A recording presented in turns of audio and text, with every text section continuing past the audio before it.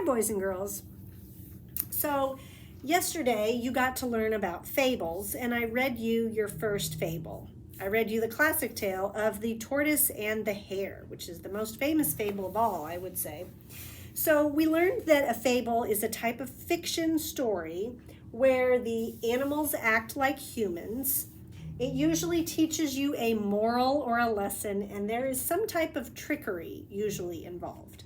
So, the reason we're learning about fables is just because they're kind of fun, and it also gives us some time to kind of practice some of these other important things like character, setting, problems, and lessons. Lessons are usually the same as a theme or a central message, and we've talked about that a lot this year also. So this is just kind of a fun way to practice those things.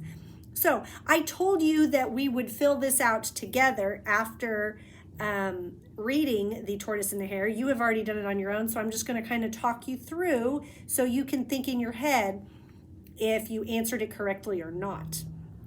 So the characters in the story of The Tortoise and the Hare were the tortoise and the hare, right? They are the most important characters. They're the only ones in the story, really. So that should have been what you wrote here.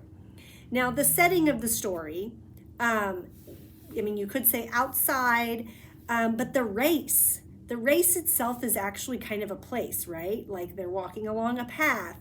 I think that could be important. So the race and outside, I would say, is the setting. Now, the problem is that the rabbit thinks he misjudges, doesn't he? The rabbit thinks that he can beat the tortoise, and the tortoise thinks he can beat the rabbit. And the rabbit is also being kind of a braggart, right? He's bragging. He's kind of starting something and trying to prove to the tortoise something. But then the lesson is learned.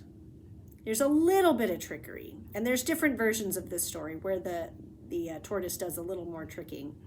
But the lesson learned, they even say it at the very end. Slow and steady wins the race. That means that trying to get through something really fast and doing maybe a bad job at it doesn't pay off in the end. The tortoise never gave up, even though the hare was way far ahead of him. He never gave up because he knew that if he just kept going slowly and steadily, that he could win the race in the long run, and he did. Okay, so maybe if you do your assignments and you race through them, but you don't do a good job, you might have to redo them.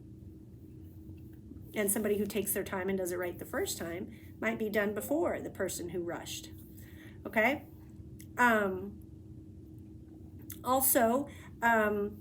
Maybe somebody that does like a messy job. Like if I was trying to paint my house or something, if I did it really sloppy, I'd have to redo it again. So that's the lesson to be learned there. Okay, so now I'm going to read you another fable. And you're going to get to fill out the same graphic organizer, just on a different story. And we'll go over this one tomorrow in your next lesson. Okay? So here we go. This one is called The Wolf in Sheep's Clothing.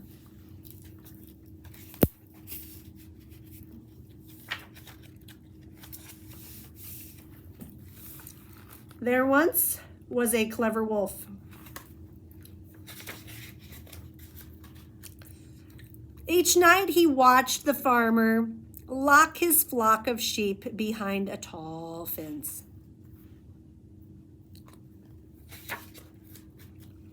The fence was too high for the wolf to jump over. How can I get inside this fence? The wolf asked himself. One day, the wolf had an idea. He would dress as a sheep.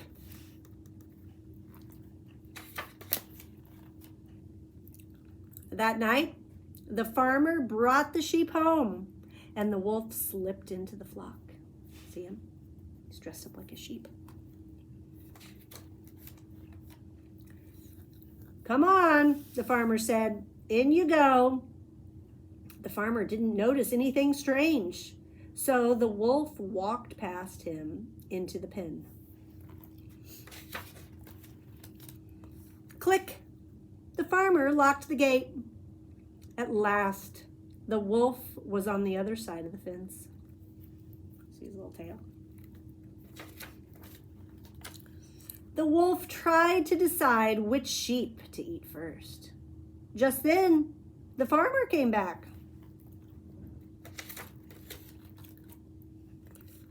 I need something for my dinner, the farmer said, and he entered the gate and killed a sheep. Uh-oh.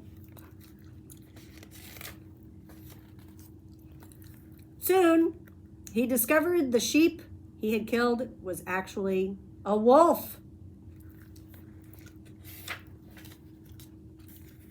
The farmer said to himself, "It is dangerous to pretend to be something you are not."